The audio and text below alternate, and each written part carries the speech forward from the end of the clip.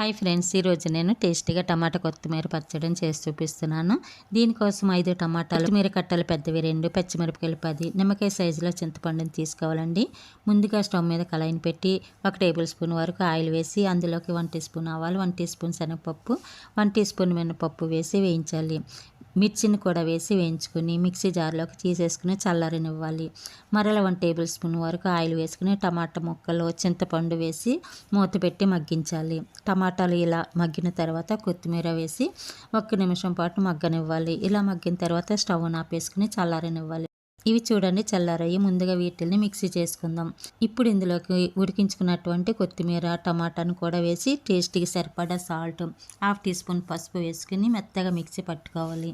మరల కళాయిలో ఆయిల్ వేసుకుని తాలింపు ఇవన్నీ వేసుకుని వేయించుకోవాలి. ఇవి వేగిన తర్వాత ఈ పచ్చడిని వేసి 1 నిమిషం కలిపి స్టవ్ ఆపేసుకోవాలి. చాలా టేస్టీగా ఉండే పచ్చడి రెడీ అయిపోయిందండి.